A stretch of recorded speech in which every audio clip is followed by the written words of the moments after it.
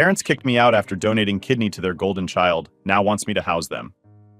So, growing up, I always knew my place in the family. My half-brother was the golden child, and I was, well, the extra. You know, the one there to fill in when needed, but not really important otherwise. It wasn't like anyone ever said it out loud, but actions speak louder, right? Every little thing he needed, it was like the world had to stop. If he wanted help with homework, I had to put down whatever I was doing. If he wanted a snack, guess who was making it? Yep, me.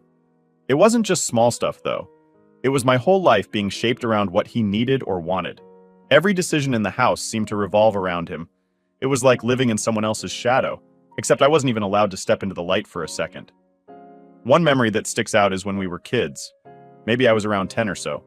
I had this school project I was really excited about.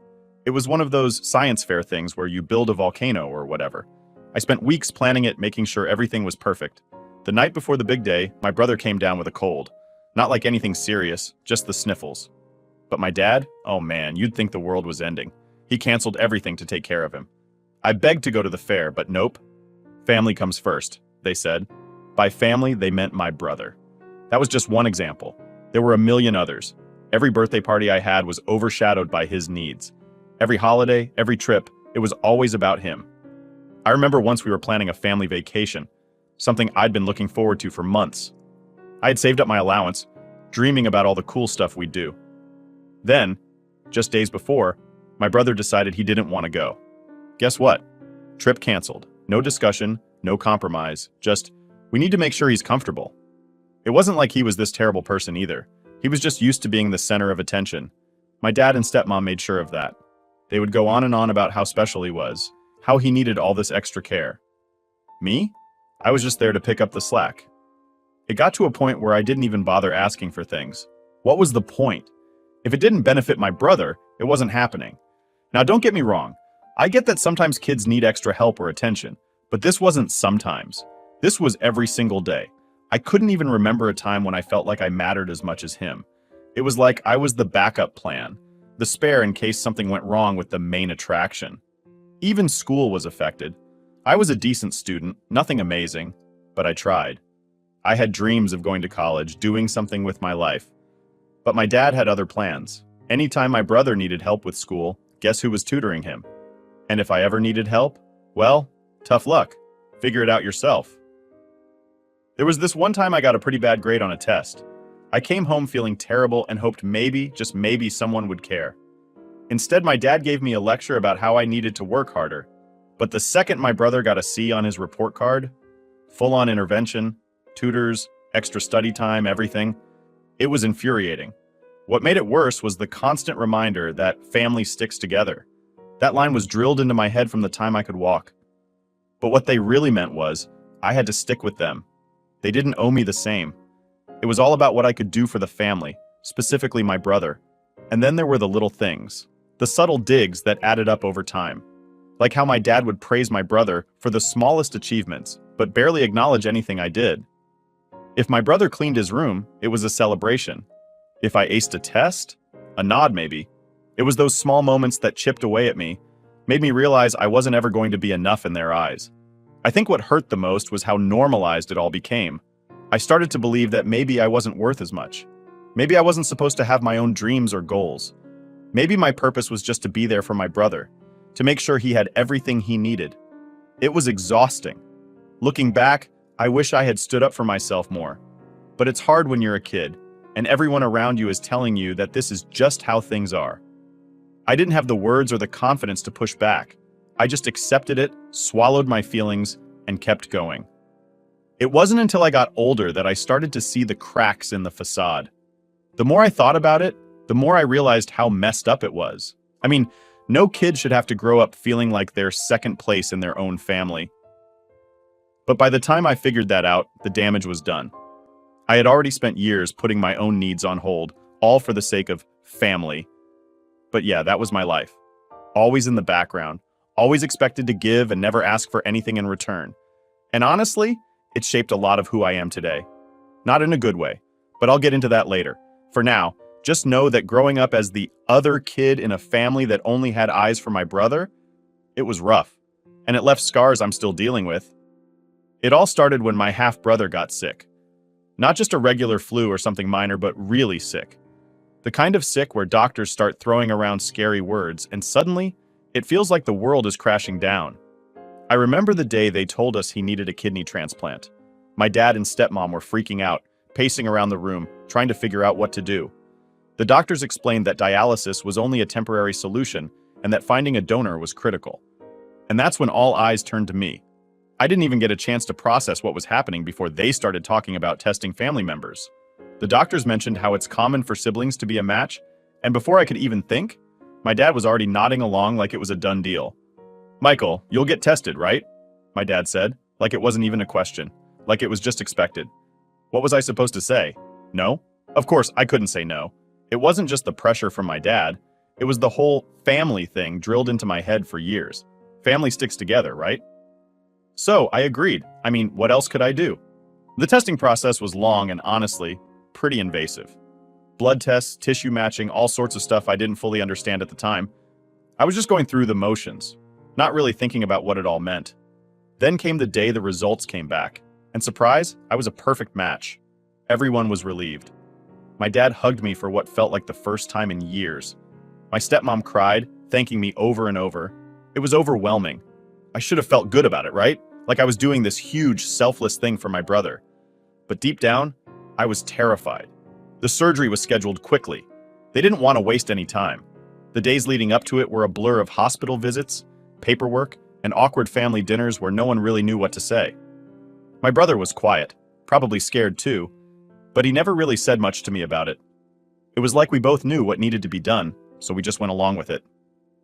The day of the surgery came faster than I expected. I remember lying on that hospital bed, staring at the ceiling, trying to convince myself that everything was going to be fine. But in the back of my mind, I couldn't shake the feeling that this was going to change everything. And it did. Just not in the way I thought. The surgery itself went as planned. They took one of my kidneys and gave it to my brother. The doctor said everything looked good, and both of us were expected to recover well. I spent a few days in the hospital, feeling like I'd been hit by a truck, but I was relieved it was over. I thought maybe now things would be different. Maybe I'd earned some sort of respect or appreciation from my family. But no. The moment I got home, reality hit hard. My dad and stepmom were so focused on my brother's recovery that I became invisible again. They barely acknowledged what I'd done. It was all about him, how he was feeling, what he needed. I was left to recover on my own, physically and emotionally drained, without so much as a thank you. One night, about a week after the surgery, I tried bringing it up. I told my dad I was struggling, that I was in pain and needed help. His response? "You'll be fine. Your brother needs us more right now." That sentence stuck with me. It was like a slap in the face. I had just given up a part of myself, literally, and still, it wasn't enough. My needs didn't matter. They never did. The worst part? It wasn't just physical recovery. The emotional toll was brutal. I started to feel like I didn't matter at all, like my only purpose in the family was to be there when they needed something. Once I'd served that purpose, I was discarded. My brother eventually got better. He was back on his feet attending follow-up appointments and getting back to his life. Meanwhile, I was left to pick up the pieces of mine. I tried talking to friends about it, but it's hard to explain the kind of emptiness you feel when your own family treats you like a tool rather than a person. I kept thinking about all the sacrifices I'd made over the years, giving up my time, my dreams, and now a literal piece of my body. And for what? To be cast aside the second I wasn't useful anymore? I wish I could say that was the turning point where I stood up for myself, but it wasn't. I just kept going, putting one foot in front of the other, trying to convince myself that maybe one day they'd see me for more than just the backup. But that day never came. And one day my brother had a very bad day, and I started helping even though I was feeling bad, but instead of getting a bit of support, or even a thank you, I got kicked out. My dad and stepmom decided they needed to focus on my brother's recovery, which apparently didn't include me being around. I still remember that conversation. It wasn't even a conversation, really. My dad just came up to me one day, probably 2 weeks after I got out of the hospital, and said, "You need to find somewhere else to stay." That was it. No explanation beyond, "Your brother needs peace and quiet." It wasn't like I was causing a ruckus. I was still recovering myself, barely able to get out of bed most days, without feeling like I was going to collapse. So I packed up what little I had. I didn't have anywhere to go, no savings, no backup plan. I ended up crashing on a friend's couch. Shout out to Dave, by the way. He really saved my ass back then. But even staying there felt like I was overstaying my welcome after a while. Dave had his own life, And here I was, this half-broken guy trying to piece things together. Finding work was tough. I wasn't in any shape to do much physical labor, and most jobs I could get were demanding on the body. But I had to do something, so I started picking up shifts at a local diner. The pay wasn't great and the hours were long, but it was something. At least I could contribute to the rent and buy some food. The hardest part, though, wasn't the physical stuff. It was the mental toll. I felt completely abandoned. I kept replaying everything in my head, trying to figure out what I did wrong. Why wasn't I enough? Why did my dad and stepmom think it was okay to just toss me aside like that? Every now and then, I'd hear about them through the grapevine. Mutual friends, neighbors, random people who still kept in touch. My brother was doing fine, of course. He was back at college, living his life like nothing had happened. Meanwhile, I was busting my ass just to keep a roof over my head and food in my stomach. On top of that, my health was a mess. The surgery had left me with anemia, and some days, it was hard just to get out of bed. I dragged myself to work, pushed through the shifts, and then collapsed back at Dave's place. There were times I felt like giving up, but I couldn't. I didn't really have that option. No one else was going to pick up the pieces for me. One night I was walking home from a late shift. It was freezing, and I didn't have a proper jacket. I remember thinking how ironic it was. Here I was, struggling to stay warm and fed, while my family was probably cozy at home, not giving me a second thought. That walk home hit me hard. It made me realize just how alone I really was. I tried reaching out to my dad a few times, hoping maybe he'd come around. I'd text him, letting him know how I was doing, asking if we could talk. But I'd either get ignored or get some short, cold response. Hope you're doing well, or busy with your brother? That was it.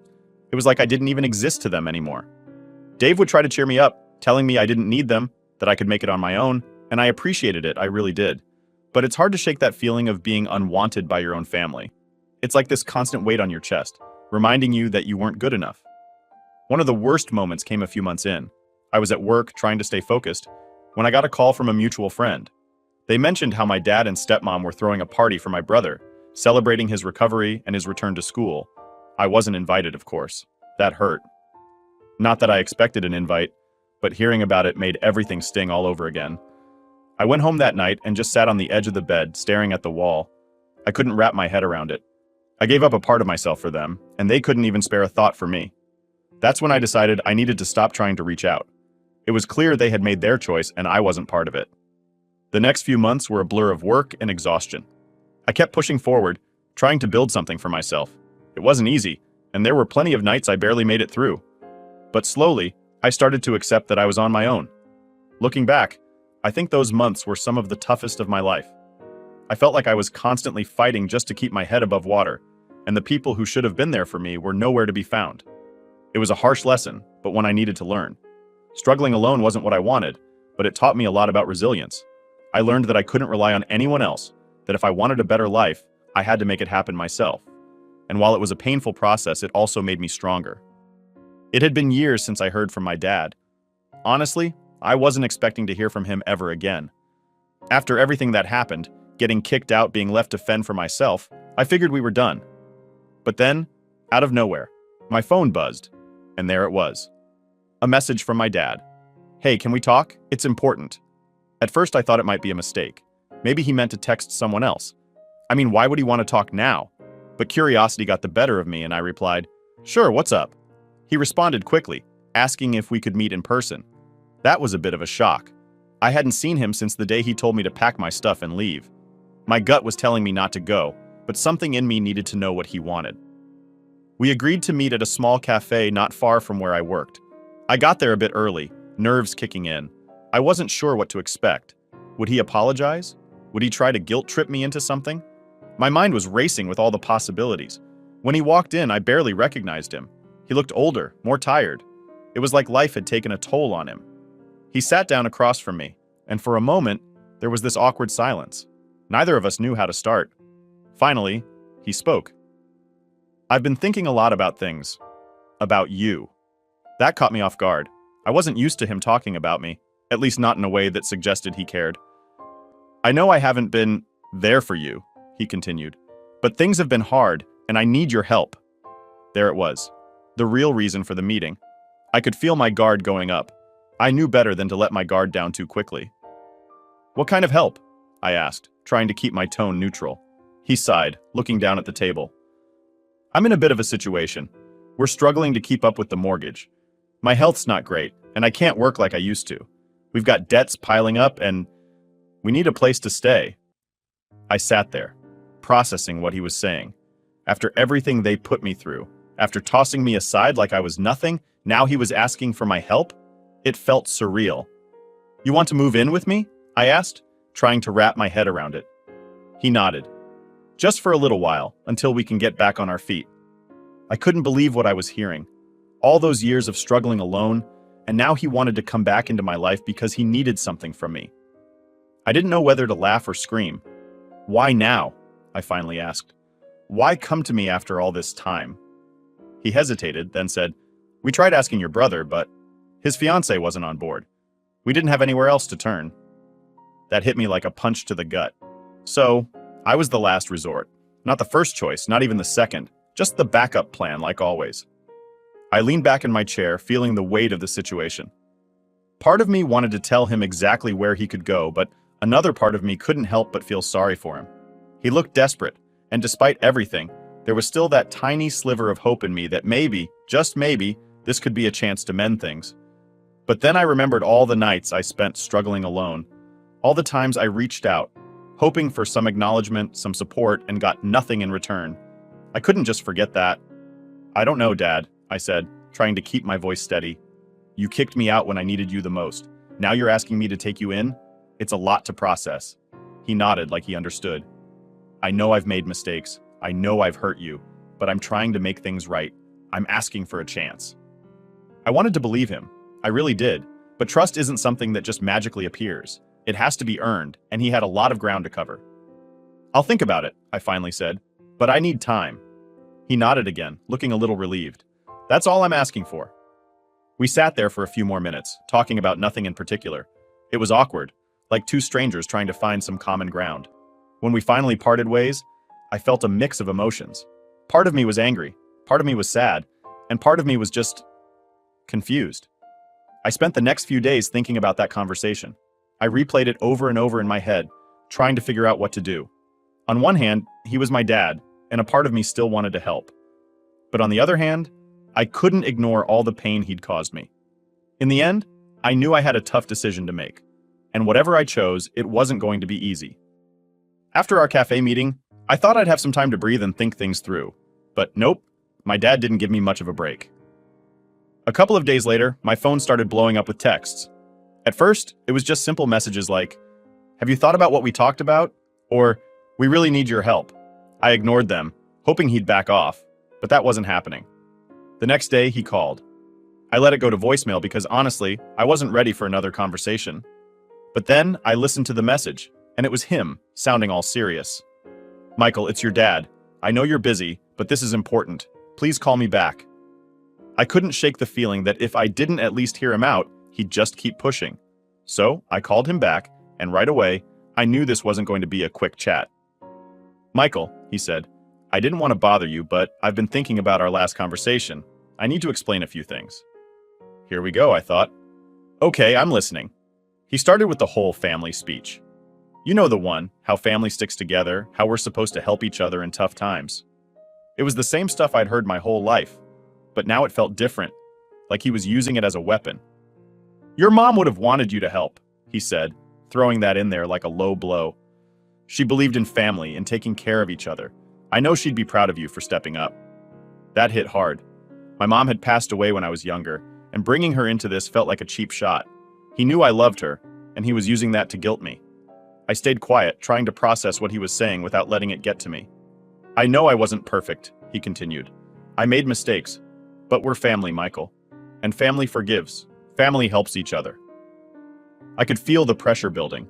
He was laying it on thick, and I knew exactly what he was doing. It wasn't about making amends or fixing our relationship. It was about getting what he wanted, me to take them in and fix their mess. "Dad, I get what you're saying," I finally said.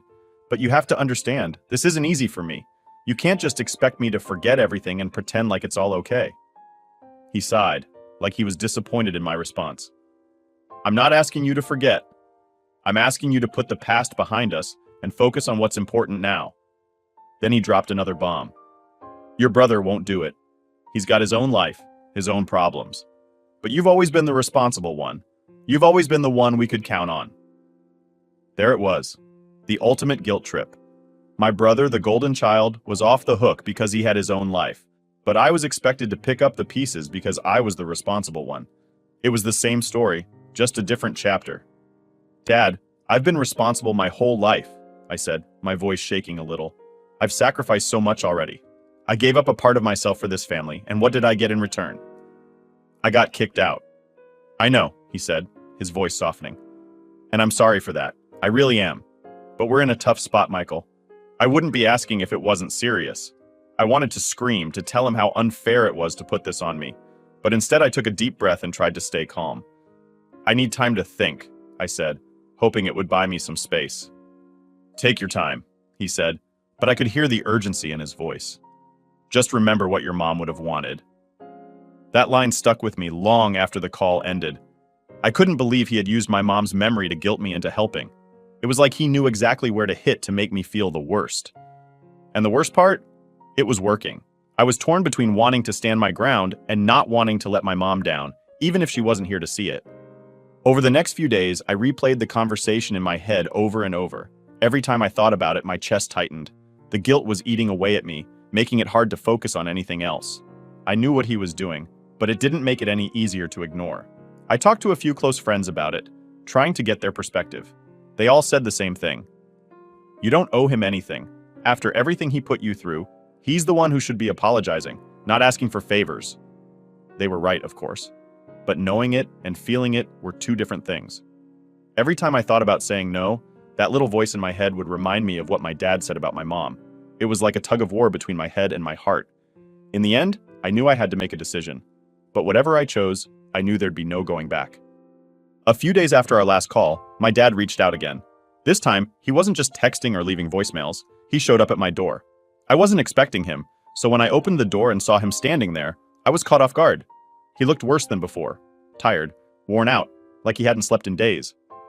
Michael, we need to talk, he said, his voice shaky. I hesitated for a second, but stepped aside and let him in. We sat down in the living room, the silence between us heavy. I could tell this wasn't going to be a casual chat. I know I've been pushing you, he started, his hands fidgeting in his lap, and I'm sorry for that, but things have gotten worse. We're running out of options. I stayed quiet, letting him talk. I wanted to hear what he had to say, even though I already had a good idea of where this was going. We've tried everything, he continued. We've sold what we could, cut back on expenses, but it's not enough. We're going to lose the house. Hearing him say that was tough. As much as I had distanced myself from them, it still hurt to think of my dad losing the place we called home for so many years. But I couldn't ignore everything that had happened.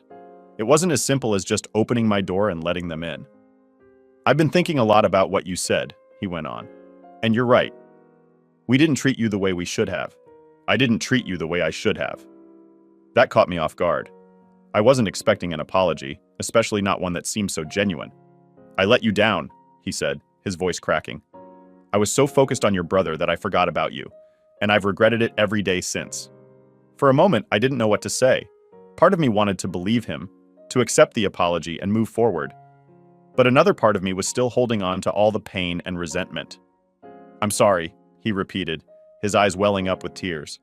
I know I can't change the past, but I'm asking for your help now because we have nowhere else to turn.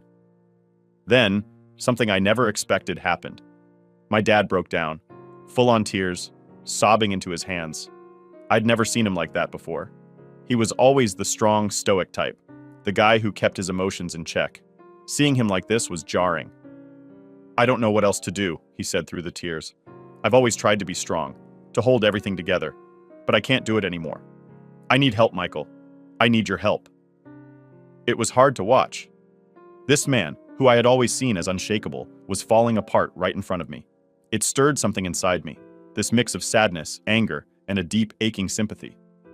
I don't know what to say, I admitted, my own voice shaky. This is a lot. I know, he said, wiping his face. And I know I have no right to ask after everything, but I'm desperate. We sat there in silence for a while, the weight of the moment pressing down on both of us. I could feel the conflict tearing me apart inside. On one hand, he was my dad, and seeing him like this was breaking my heart. But on the other hand, I couldn't just forget all the times he had let me down. I need to think about this, I finally said, breaking the silence. I can't give you an answer right now. He nodded, his eyes still red from crying. I understand, just please don't take too long. We don't have much time. After he left, I sat there for what felt like hours, replaying everything in my head. Seeing my dad like that, so vulnerable, had shaken me. It was like all the walls I had built around myself were starting to crumble. But no matter how much I wanted to help, I couldn't ignore the past. I couldn't just pretend that everything was okay. This wasn't just about finding a place for them to stay. It was about years of pain and neglect that couldn't be swept under the rug. I knew I had a decision to make, and whatever I chose, it would change everything. The days following my dad's breakdown were some of the hardest I've ever had. Every time I tried to focus on work or anything else, my mind would drift back to that moment. Seeing him cry, hearing the desperation in his voice, it was all on repeat in my head. I knew I couldn't avoid making a decision forever, but that didn't make it any easier. I thought about all the times I'd been there for them, all the sacrifices I'd made, giving up my kidney, getting kicked out, struggling on my own while they focused on my brother.